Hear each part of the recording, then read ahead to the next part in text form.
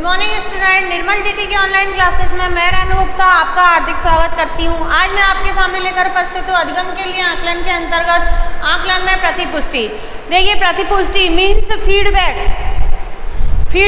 आकलन में फीडबैक की क्या भूमिका है, फीडबैक क्या होता है, विद्यार्थी को फीडबैक क्यों दिया जाता है। इससे पहले हमने पढ़ा था ओपन बुक एग्जामिनेशन यानी कि सेमेस्टर परीक्षा और खुली परीक्षा प्रणाली, इन सब का हमने अध्ययन किया था। इन सब परीक्षा प्रणालियों का अपनाने के बाद जब हमारा उद्देश्य, शिक्षण का उद्देश्य ये रहता है कि छात्र का मूल्यांकन किया जाना है। छात्र का मूल्यांकन इस तरीके से किया जाना है कि उसका सर्वांगीण विकास किया जा सके, उसके सभी पहलुओं की सही स्पष्ट जानकारी हमारे पास होनी चाहिए। साथ के साथ उसके व्यवहार में क्या परिवर्तन होना चाहिए, हमारा उद्देश्य क्या है, जिन उद्देश्यों की प्राप्ति हम उसे करा रहे हैं वह उद्देश्य से प्राप्त हुए हैं या नहीं हुए, और नहीं हुए हैं तो क्यों नहीं हुए हैं, नहीं हुए हैं तो क्यों नहीं हुए हैं। इसके लिए हमें आवश्यकता होती है प्रतिपुष्टि की, फीडबैक की, कि विद्यार्थी जिस प्रोसेस से आगे बढ़ रहा है, शिक्षण की जिस प्रक्रिया से वह गुजर रहा है, उसने उन लक्ष्यों को प्राप्त कर लिया है। एक तो विद्यार्थी होता है जिसने प्राप्त कर लिया है, उसे भी सकारात्मक फीडबैक की आवश्यकता होती है, पुनर्वलन की आवश्यकता होती है। क्योंकि जिससे वह आगे और अधिक अच्छा कर सके। और जिसने उद्देश्यों को प्राप्त नहीं किया है उसके लिए भी फीडबैक एक संजीवनी बूटी की तरह कार्य करता है। कैसे कि कोई भी कार्य करें, हम जनरल से स्टार्ट करते हैं, घर परिवार के कार्यों से स्टार्ट करते हैं कि हम थोड़ा सा कुछ भी कार्य अपने से बड़ों का कर देते हैं तो हम अपने आप में गौरवान्वित होते हैं, गर्व महसूस करते हैं कि हाँ, हमने इनका माता पिता का ये कार्य कर दिया, हम पेरेंट्स का ये कार्य कर दिया। छोटे छोटे बच्चों को आपने देखा होगा, उनको कोई कार्य करने को दिया जाता है और वह उसे अच्छे कर लेते हैं तो वे बहुत भागते भागते मम्मी के पास आते हैं कि हाँ मम्मी, हमने आपका ये कार्य पूरा कर दिया है।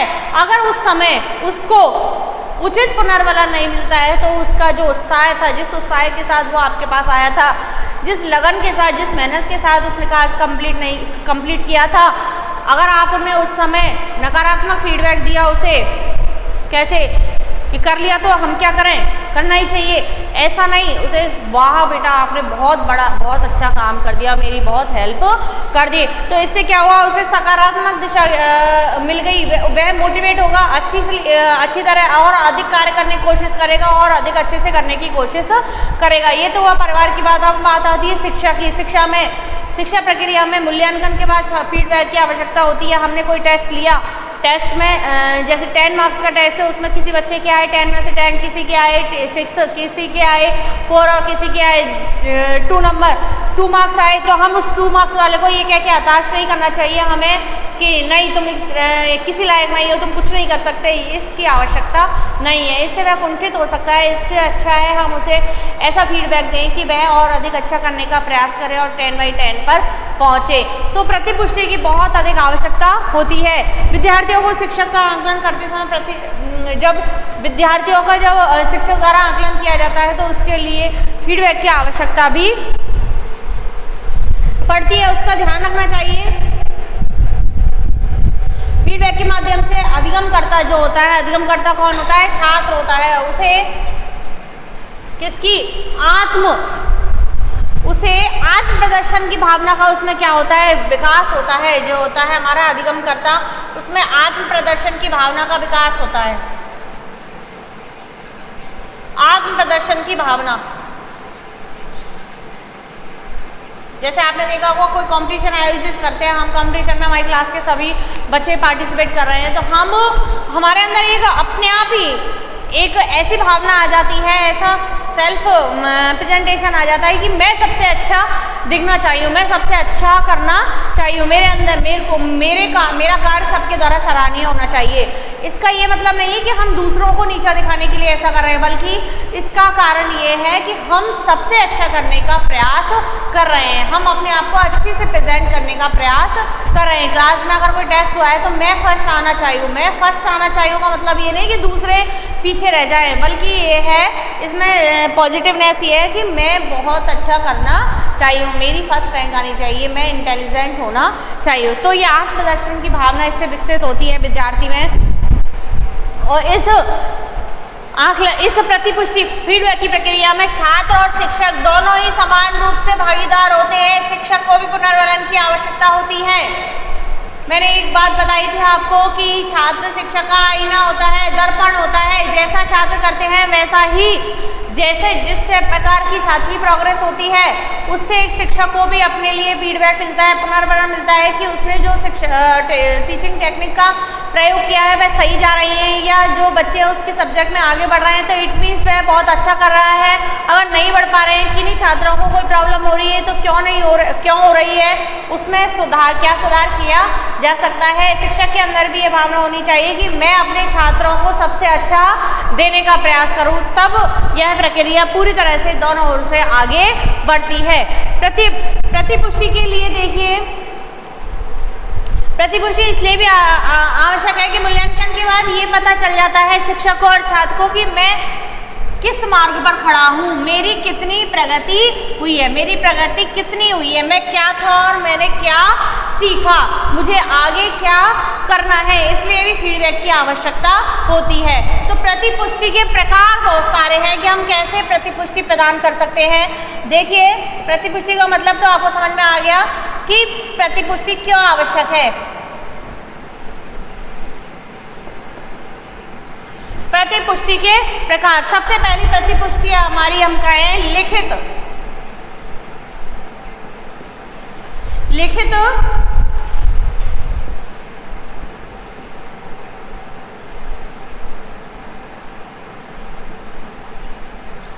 प्रतिपुष्टि।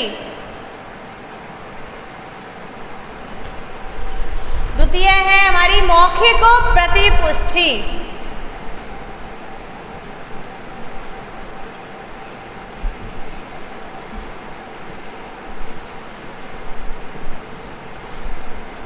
तीसरे हमारी व्यक्तिगत प्रतिपुष्टि।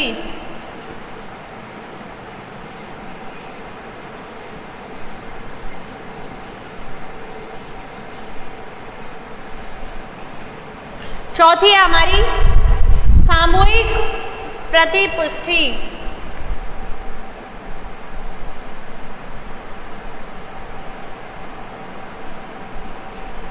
पांचवी हमारी स्वयं की प्रतिपुष्टि।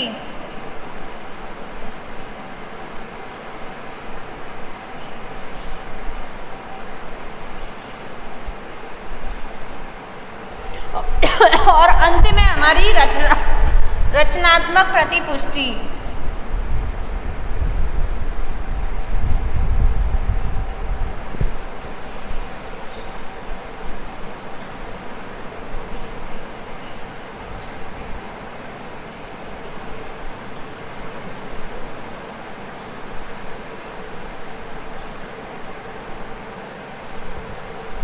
देखिए, लिखित प्रतिपुष्टि, मौखिक प्रतिपुष्टि, व्यक्तिगत, सामूहिक, स्वयं और रचनात्मक, ये प्रतिपुष्टि के प्रकार हैं। बच्चे को, बालक को, अधिगमकर्ता को हम लिखित रूप में भी प्रतिपुष्टि प्रदान कर सकते हैं। जैसे हम उसकी नोटबुक चेक करते हैं तो उसमें लिख देते हैं गुड, वेरी गुड, शाबाश, बहुत अच्छा, ग्रेट, जो ग्रेडिंग है A+, जो भी है, एक्सीलेंट, E++, ये रिटर्न प्रतिपुष्टि हम उसे प्रदान कर देते हैं। दूसरी होती है हमारी मौखिक प्रतिपुष्टि, वर्डिंग से क्या कहें, ये बहुत अच्छा, आपने ऐसा किया है, अगर उसने कोई गलत कार्य कर दिया है तो आपको ऐसा नहीं करना चाहिए था, इसमें सुधार करने की आवश्यकता है। व्यक्तिगत प्रतिपुष्टि, किसी एक बालक को, जैसे सामूहिक रूप से भी प्रतिपुष्टि दी जाती है, व्यक्तिगत रूप से भी दी जाती है। किसी बालक को बुलाकर आप उससे व्यक्तिगत रूप से कहें कि आपका कार्य ज़्यादा अच्छा नहीं है। ये सामूहिक रूप से भी कि आपकी क्लास ने बहुत अच्छा कार्य किया है, आपकी क्लास द बेस्ट है, बहुत सबसे सारे सेक्शनों में सबसे अच्छा अनुशासन आपकी क्लास में है। जो भी है, सामूहिक रूप से भी प्रतिपुष्टि प्रदान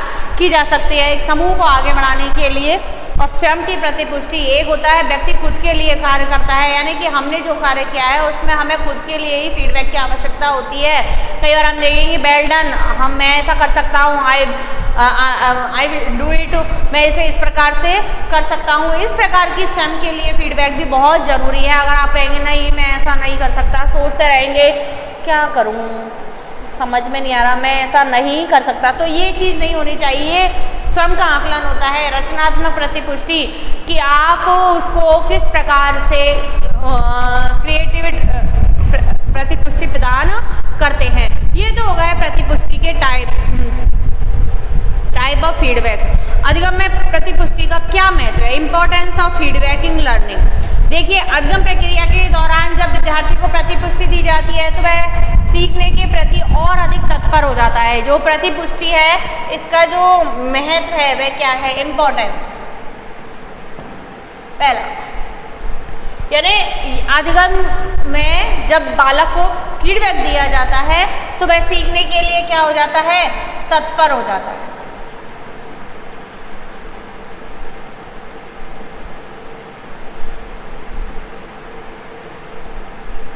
सीखने के लिए क्या हो जाता है, वह तत्पर हो जाता है, यानी और अधिक सीखने का प्रयास करता है। और दूसरी बात, जैसे कोई लेजी पड़ा हुआ है तो हम उसे फीडबैक दे सकते हैं, अरे तुम इस लायक नहीं हो, तुम तो बहुत अच्छा कर सकते हो, तुम्हारी राइटिंग देखी है मैंने, बहुत अच्छी है, तुम कुछ थोड़ा सा एक्टिव हो जाओ, वास्तव में तुम क्लास को टॉप कर सकते हो।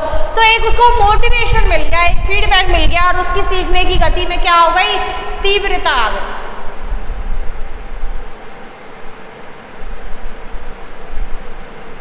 सीखने में क्या आ जाती है, इससे तीव्रता।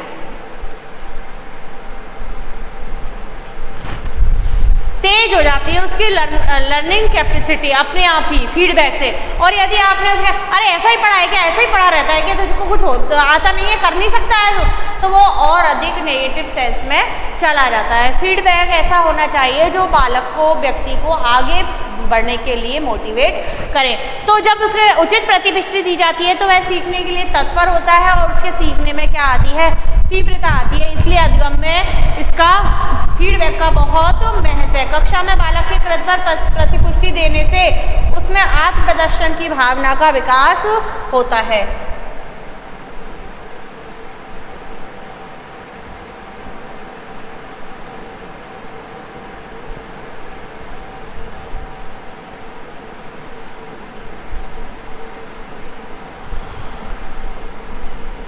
आत्म प्रदर्शन की भावना का विकास होता है। देखिए, आपने देखा होगा क्लास में जब टीचर प्रश्न पूछता है या टीचर होमवर्क देता है तो आप छोटे छोटे बच्चों को देख लेना, सबसे पहले कहते हैं सर मैं बताऊंगा, मैम मैं बताऊं, मैं बताऊं, मैं बताऊं। वो मैं बताऊं होता है कि उसमें अपने आप को रिप्रेजेंट करने की कैपेसिटी डेवलप हो गई है। अगर आपने उसे और अच्छा पुनर्बलन दिया है ना, ये बच्चा हमेशा याद करके आता है, ये बहुत अच्छा है, ये आगे जाके बहुत उन्नति करेगी, तो उसको और भी ज़्यादा मोटिवेट हो जाता है और उसमें अपने आप को हर जगह रिप्रेजेंट करने की कैपेसिटी डेवलप हो जाती है। तो फीडबैक मिलने पर व्यक्ति में आत्म प्रदर्शन की भावना विकसित हो जाती है, वह अपने आप को हर जगह अच्छे से रिप्रेजेंट करना चाहता है।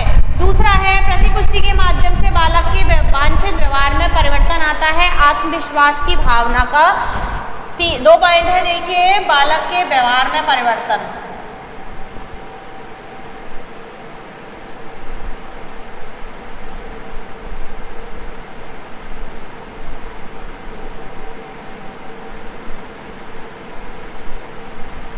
और आत्मविश्वास।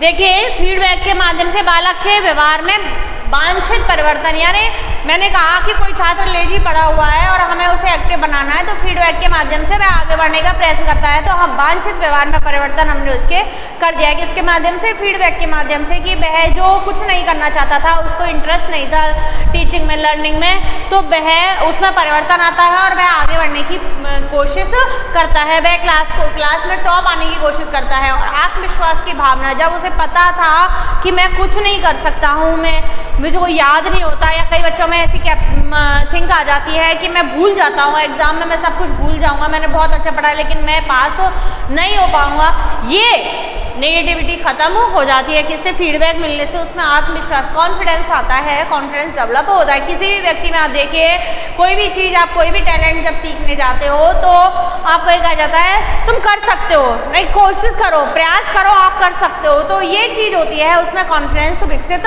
करती है। और आपने फिरते ही ये कह दिया कि नहीं तुम नहीं कर सकते, छोड़ो इसको, तुम्हारे बस का नहीं है, ये तो दूसरों के बस का है, जो चलाते हैं उसका बस है। जैसे आप मोटर बाइक चलाने जाए और आपसे कहे नहीं नहीं नहीं एक्सीडेंट हो गया, तो अब वो नहीं, तो एक्सीडेंट हो गया तो डरा दिया आपने, उसके कॉन्फिडेंस को विकसित होने से पहले ही आपने वहाँ पे दबा दिया। और अगर उसने मोटरसाइकिल उठाई है और आपने कहा नहीं आप कर सकते हो, सब चलाते हैं आजकल, तो कुछ भी नहीं है, तो इस प्रकार से उसमें कॉन्फिडेंस डेवलप किया जा सकता है, वह चला सकता है। आकलन प्रक्रिया में इसके द्वारा विद्यार्थी कृत्य को अच्छी तरह से प्रस्तुत करने के लिए अभिप्रेरित होंगे। अच्छी तरह से किसी भी कार्य को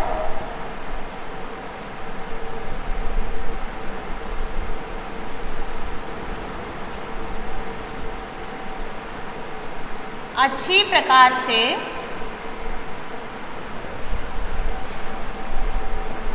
करने के लिए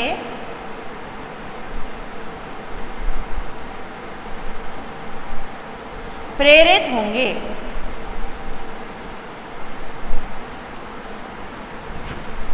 किसी भी कार्य को फीडबैक के माध्यम से छात्र द्वारा अच्छी प्रकार से करवाया जा सकता है। ऐसा नहीं है कि वह उसको ना करे, ना कर पाए।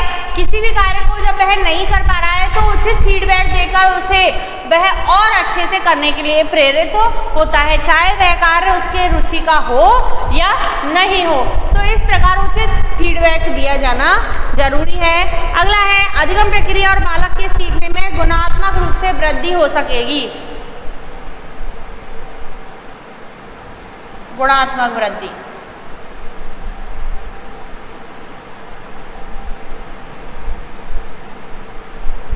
अधिगम प्रक्रिया और बालक के सीखने में, यानी कि जो शिक्षण प्रक्रिया हमारी पूरी चल रही है जिसमें अधिगम करता है वह अधिगम करने के लिए यहाँ पर आया है, तो उसके सीखने में, बालक के सीखने में गुणात्मक वृद्धि होगी। वह अपने आप में कुछ परिवर्तन करने का प्रयास करेगा। जिन गुणों को वह लेकर आया था उनके अलावा उनको परिवर्तित करने का प्रयास करेगा। उनके अलावा जो ज्ञान वह ग्रहण कर रहा है, जो शिक्षा वह ग्रहण कर रहा है, उसे अपने जीवन में उतारने का प्रयास करेगा। तो गुणात्मक वृद्धि होगी। विषय वस्तु को आत्मसात करने के लिए प्रेरित होंगे।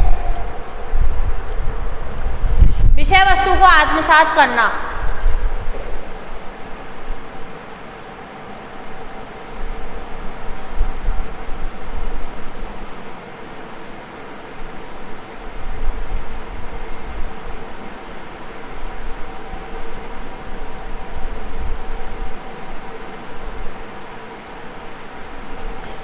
आत्मसात करना। कई विषय वस्तु तो ऐसी होती हैं, कई सब्जेक्ट ऐसी होती हैं, जैसे अब मैंने अधिकतर कहते हुए सुना है कि बीएड का पाठ्यक्रम ऐसा है मैडम, समझ में ही नहीं आता और ना ही इसे पढ़ने की इच्छा करती है। आप क्लास तो लेते लेकिन पढ़ने की इच्छा नहीं करती है। क्यों?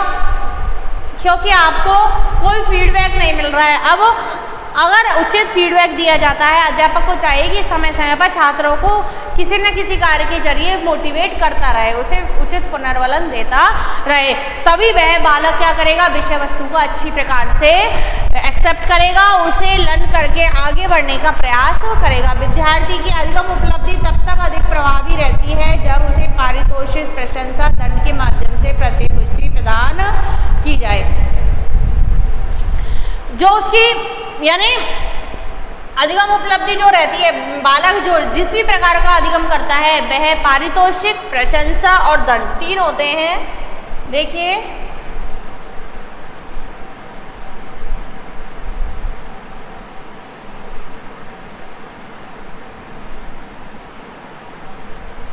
आप कहेंगे दंड कैसे? पारितोषिक, प्रशंसा और दंड। पारितोषिक माने पुरस्कार, आप उसे उपहार के रूप में उसके द्वारा किए गए अच्छा कार्य किया है, उस अच्छे कार्य के लिए आप उस उपहार के रूप में उसे कुछ भी दे सकते हैं। वह उसको और अधिक मोटिवेट करेगा, उसे आगे बढ़ने के लिए प्रेरित करेगा। प्रशंसा, सबके सामने की जाने वाली प्रशंसा बहुत बच्चे को आगे तक ले जाती है। दूसरा है दंड। दंड भी एक प्रतिपुष्टि के रूप में, फीडबैक के रूप में कार्य करता है। अगर बालक गलत दिशा में जा रहा है और आपको पता है कि यह इसके लिए अच्छा नहीं है, तो आपका दायित्व बनता है बड़े होने के नाते, एक शिक्षक होने के नाते, कि उसे उचित प्रकार का दंड दिया जाए। क्लास में कोई बालक अनुशासनहीनता दिखाता है, बार बार अपने के साथ दूसरे बच्चों को डिस्टर्ब करने का प्रयास करता है, जब तक उसे डांटा नहीं जाएगा, हो सकता है वह आपकी डांट से नहीं सुधरे, प्यार से नहीं सुधरे, डांट से नहीं सुधरे, आपको उसे कोई वैसा दंड देना पड़े जैसे क्लास से बहिष्कृत करने का, प्रिंसिपल के पास भेजने का, पेरेंट्स के पास रिपोर्ट भेजने का, ऐसे प्रकार के दंड आपको देने पड़े जिससे कि उसके व्यवहार में सुधार किया जा सके और वह लर्निंग कैपेसिटी उसकी आगे बढ़ सके। तो इस प्रकार के दंड बहुत इस प्रकार के जो फीडबैक है वह बहुत आवश्यक होते हैं। अध्यापकों को अधिगम शिक्षण प्रक्रिया में प्रतिपुष्टि के निर्देशात्मक पक्ष की अपेक्षा सुधारात्मक पक्ष पर बल देना चाहिए। मैंने आपको बताया कि इसका जो कॉन्टेक्ट है इसका प्रतिपुष्टि का वो होता है सुधारात्मक, निर्देशात्मक की जगह सुधारात्मक पक्ष पर महत्व देना चाहिए।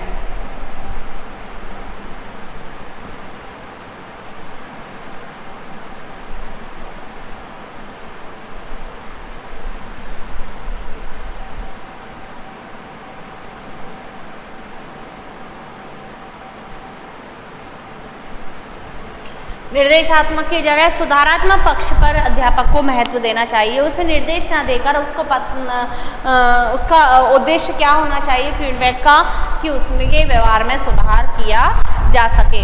अब है अध्यापक गृह कार्य और रणनीति कार्य को स्तरों में विभाजित करके शिक्षण अधिगम प्रक्रिया को सफल बनाने का प्रयास करें। गृह कार्य दिए गए गृह कार्य को स्तरों में विभाजित करके एक साथ छात्र को गृह कार्य करने के लिए नहीं देना चाहिए, उसे छोटे छोटे लेवल पर डिवाइड कर देना चाहिए कि इस बार ये एक लेवल छात्र के अधिगम स्तर की तरह उसे डिवाइड करेंगे तो उसका सीखने की जो प्रक्रिया है उसमें वृद्धि होगी, अधिगम प्रक्रिया अधिक सफल होगी। अध्यापक और विद्यार्थी दोनों के लिए ही यह उपयोगी है, क्योंकि यह दोनों के अधिगम में क्या करता है, वृद्धि। कौन? प्रतिपुष्टि।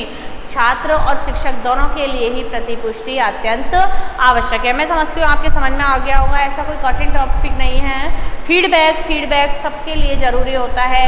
आज अगर हमें परीक्षा का डर नहीं होता, जैसे देखिए कोविड-19 की वजह से एग्ज़ाम का हमें कोई डर नहीं रहा है, तो बच्चे किसी कार्य को कंप्लीट ही नहीं कर पा रहे हैं और ना ही उनमें ये उम्मीद है, ये सोच है, ये हॉबी है कि हम पढ़ाई करें, हमें आगे बढ़ना है। ऐसा कुछ नहीं है। और जब तक आपने देखा होगा, जब तक कंपटीशन की डेट नहीं आती कोई भी स्टूडेंट पढ़ना नहीं चाहता, और जैसे ही कंपटीशन की डेट आती है हर कोई कोचिंग भागता है, हर कोई गाइड लेके आता है, पढ़ाई करता है, इधर उधर से कॉन्टैक्ट करता है। तो ये सारी चीज़ें फीडबैक में के अंतर्गत ही आती हैं कि कैसा फीडबैक छात्र को देना चाहिए जिससे कि वह आगे बढ़ सके, उसे मोटिवेशन मिल सके। इसमें सबसे ज़्यादा फ़ायदेमंद रहता है कि जो फीडबैक है वह निर्देशात्मक ना होकर इसका जो उद्देश्य है वह सुधारात्मक होना चाहिए, कि हमें सामने वाले में सुधार करना है। उसका व्यवहार कैसा है, हमें वांछित व्यवहार परिवर्तन करना है। जैसा हम व्यवहार चाहते हैं वैसा उसमें परिवर्तन करना है। हम ये उम्मीद नहीं कर सकते कि वह पूरी तरह बदल जाएगा, लेकिन हम ये उम्मीद ज़रूर कर सकते हैं कि उसके व्यवहार में पहले की अपेक्षा परिवर्तन अवश्य हो जाएगा। तो ये था types of feedback and importance of feedback. अब है आकलन पर प्रतिपुष्टि का संदेश देना, कम्युनिकेशन फीडबैक ऑन असेसमेंट, कि कैसे हम बालक को फीडबैक प्रदान कर सकते हैं।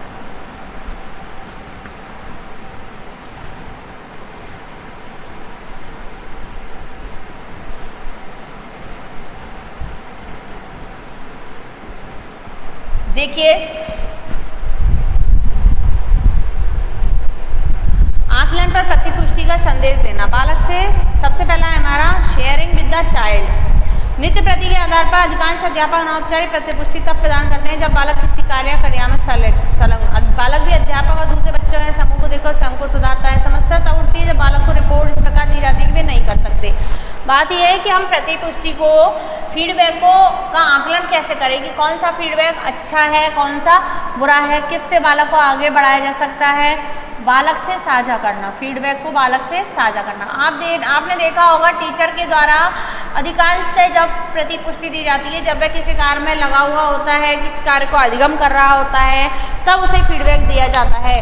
जब दूसरे बच्चे समूह को देकर बालक भी स्वयं की जो प्रतिपुष्टि तब प्राप्त करता है जब दूसरे समूह को ऐसा करते हुए देख लेता है, तो सेल्फ मोटिवेट हो जाता है, वह उसमें खुद में सुधार की प्रवृत्ति डेवलप हो जाती है। लेकिन सबसे बड़ी प्रॉब्लम तब उठती है कि हम छात्र को फीडबैक देना चाहते हैं, लेकिन हम उसे कह देते हैं अरे हटो, तुझसे नहीं होगा, क्यों कार्य को बिगाड़ रहा है, क्यों काम को बिगाड़ रहा है, अगर तुझसे नहीं हो रहा तो एक साइड हटो, नहीं करना, हमें नहीं करवाना। तो ऐसा फीडबैक बालक को नहीं दिया जाना चाहिए। यह उसे असफलता और ऐसी जो वाक्यांश हैं, ऐसे बोले हुए शब्द हैं, वह बालक को कुंठित कर देते हैं। अपने आप में वह बालक क्या हो जाता है, तनावग्रसित हो जाता है और नतीजा क्या होता है कि वह असफलता की ओर प्रेरित होता है कि वास्तव में मैं ये नहीं कर सकता। वो इतना टैलेंटेड है, मेरे साथी इतना इंटेलिजेंट है, वह हर प्रॉब्लम को सॉल्व कर सकता है, जबकि मेरे अंदर वह योग्यता नहीं है। जबकि मैं चाहती हूँ कि प्रयास करने पर सब कुछ सीखा जा सकता है। मैं ये जानती हूँ कि अगर बालक को अच्छी से उचित दिशा में प्यार से मोटिवेट किया जाए तो बालक क्या कुछ नहीं कर सकता, आपके अनुकूल ही बालक चलेगा। अतः अध्यापक को इस प्रकार से बालक को हतोत्साहित नहीं करना चाहिए। निम्नांकित कार्य टीचर को करना चाहिए। बालक से चर्चा करें कि उसने अच्छा किया है पर उतना अच्छा नहीं, उसे सुधार की आवश्यकता है। देखिए वह क्या क्या कह सकता है बालक से फीडबैक के रूप में। उसे ऐसा नहीं कि बिल्कुल आप निरुत्साहित कर दे कि हटो आप नहीं कर सकते हो, हाँ छोड़ो, आपका तो मैं टेस्ट ही नहीं ले सकते, आप तो कुछ याद ही नहीं करोगे, ऐसा नहीं करना है। उससे क्या कहना है, पहला तो कि आप बालक से कहोगे कि आपने अच्छा किया है, अच्छा तो किया है, लेकिन उतना अच्छा नहीं किया जितना आपको करना चाहिए था। आप इसे और अच्छा कर सकते थे। आप में वो टैलेंट है कि आप इसका अच्छा रिप्रेजेंटेशन कर सकते थे, लेकिन यहाँ पर कुछ कमी रह गई। इस प्रकार उसे सही शब्दों में समझाया जा सकता है। इसमें सुधार की आवश्यकता है। आपने जो किया है वह अच्छा तो है, अपने आप में अच्छा है, लेकिन वह बहुत अच्छा नहीं है। आपके द्वारा इसे आसानी से सुधारा जा सकता है। इस प्रकार से कर सकते हैं। दूसरा है, अध्यापक और बालक को मिलकर यह जानना चाहिए कि बालक को किस प्रकार की सहायता चाहिए। दूसरा ये है कि बालक को किस प्रकार की सहायता चाहिए।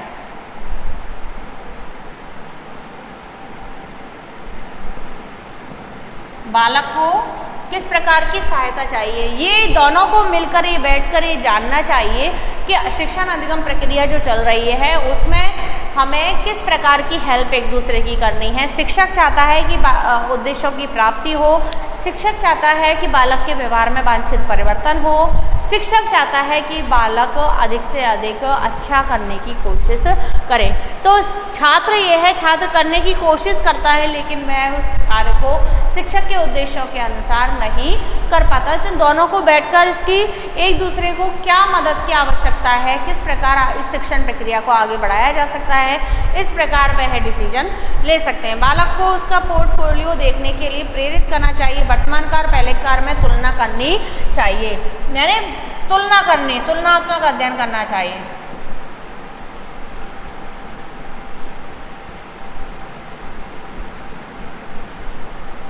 तुलना करनी चाहिए, यानी कि उसको अपना खुद का आकलन करने के लिए कहना चाहिए कि आपने जो कार्य पहले किया था, जो कार्य आप पहले करते थे और जो कार्य आपने अब गाइडलाइन के बाद किया है, जिस कार्य को आपने प्रयास के साथ किया है, अभ्यास के साथ किया है, उसमें क्या अंतर है, क्या इसे और अधिक सुधारा जा सकता है, क्या यह पहले से अच्छा बना है या नहीं बना है। अगर नहीं बना है तो पहले क्या था जो आपसे इस बार छूट गया। यानी इस प्रकार की तुलनात्मक अध्ययन उसे करवाना चाहिए, जिससे बालक में स्वयं का मूल्यांकन करने की क्षमता डेवलप होती है। अगला है, हम इसमें देख सकते हैं कि और क्या क्या अध्यापक को करना चाहिए। बालक जब कार्य पर हो या कार्य कर चुका हो, तब उस पर सकारात्मक और रचनात्मक टिप्पणी जरूर करनी चाहिए। सकारात्मक और रचनात्मक टिप्पणी करनी चाहिए।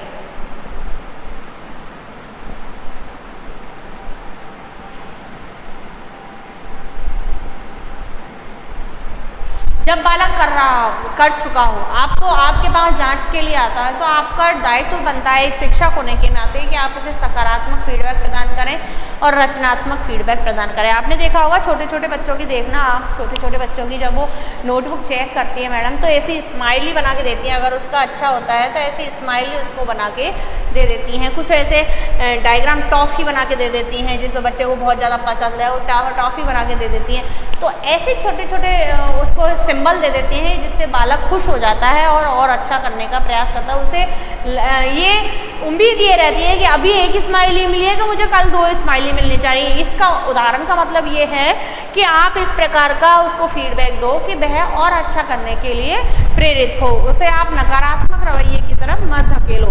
तो प्रतिपुष्टि के द्वारा प्रेरित करने में अधिक महत्वपूर्ण ये है कि बालक स्वयं से वह किसी और से प्रतिस्पर्धा नहीं करे। किससे करे? स्वयं से। स्वयं से कैसे होगी भाई?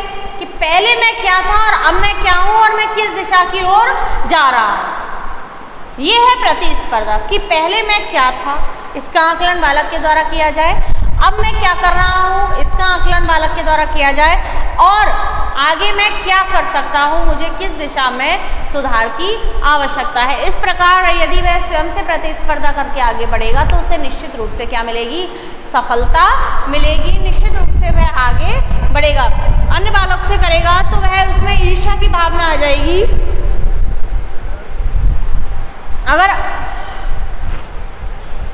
अगर बालक किसी छात्र क्लास के किसी अन्य छात्र से प्रतिस्पर्धा करेगी तो दोनों में कंपटीशन की भावना आ जाएगी, लड़ाई की भावना आ जाएगी, ईर्ष्या जलन पैदा हो जाएगी और बालक हर समय नेगेटिव सेंस में सोचता रहेगा कि नहीं मुझे उससे आगे जाना है, नहीं मुझे खुद से आगे जाना है, जो मैं वर्तमान में हूँ उससे मुझे ज़्यादा सीखना है। अगर ऐसा होगा तो फीडबैक बहुत अच्छा कार्य करता है।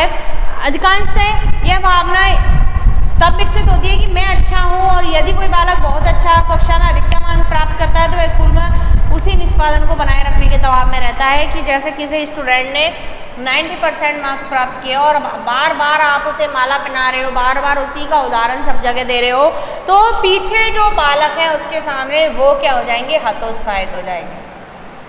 उसमें पढ़ने का जो उत्साह है वह उन बालकों में ख़त्म हो जाएगा कि हम तो कुछ ही नहीं कर सकते। भाई सब कुछ कर सकता है वो, यही 90% वाला कर सकता है, हमने तो मेहनत ही नहीं की ना, हमारी मेहनत का कोई यहाँ पे वेटेज है। वेटेज का मतलब है आप उसे वजन दे रहे हो, उसको बार बार उसका एग्जाम्पल दे रहे हो। उसको एग्जाम्पल ऐसे नहीं देना है, उसका एग्जाम्पल आपको ये देना है कि आप तो इससे भी ज़्यादा इंटेलिजेंट हो, आप तो और भी ज़्यादा अच्छा कर सकते हो, ना कि ऐसे कि देखो उसने कितने बना लिया, आपसे कुछ नहीं हुआ, ऐसे नहीं। तो इस प्रकार फीडबैक के माध्यम से बालक को उचित दिशा की ओर आगे बढ़ाया जा सकता है। बालक से इस प्रकार से हमें अपने भावनाओं को, अपने विचारों को शेयर करना चाहिए जिससे कि वह बालक अच्छे तरह से रिप्रेजेंट कर सके। अब है अभिभावकों से साझा करना, शेयरिंग विद पेरेंट्स।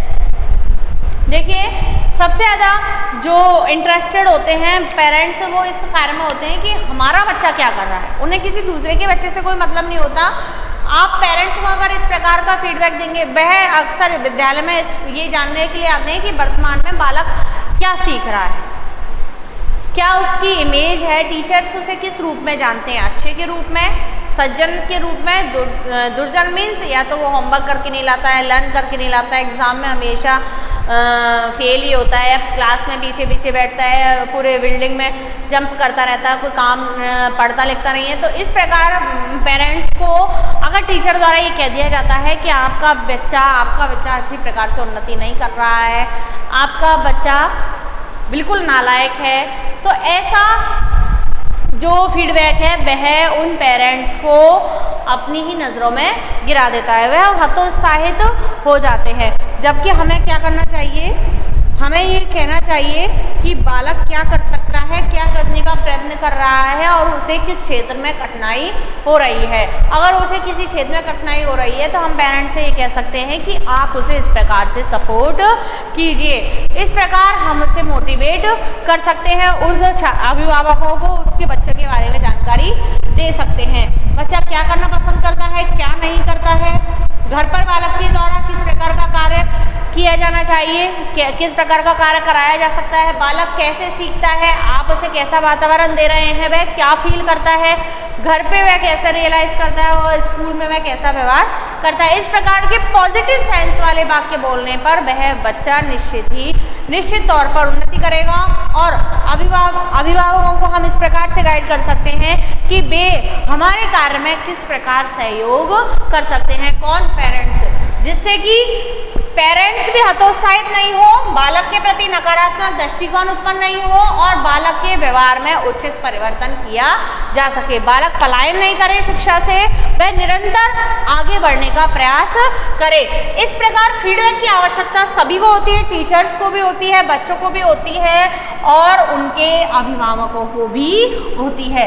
तो इस प्रकार हम फीडबैक के द्वारा किसी भी बालक के व्यवहार में वांछित परिवर्तन कर सकते हैं।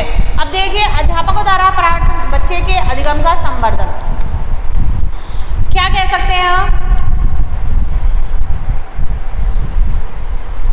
क्या कुछ बच्चे हैं जो प्रथम स्तर तक पहुंच सकते हैं? इन कुछ ऐसे बिंदु हैं जिनके माध्यम से हम बालक का फीडबैक, बालक का जो लर्निंग स्तर है उसे जान सकते हैं। मैं बच्चों को आकलन के लिए किस प्रकार अध्यापक खुद का फीडबैक ले कि मैं बालकों का अधिगम किस प्रकार बढ़ा सकता हूँ, मैं उनका आकलन कैसे कर सकता हूँ, मुझे इस क्षेत्र में क्या करना चाहिए, ये चीज़ें तब उसे पता चलेंगी जब उसे फीडबैक दिया जाएगा। आगे कल पढ़ेंगे। धन्यवाद।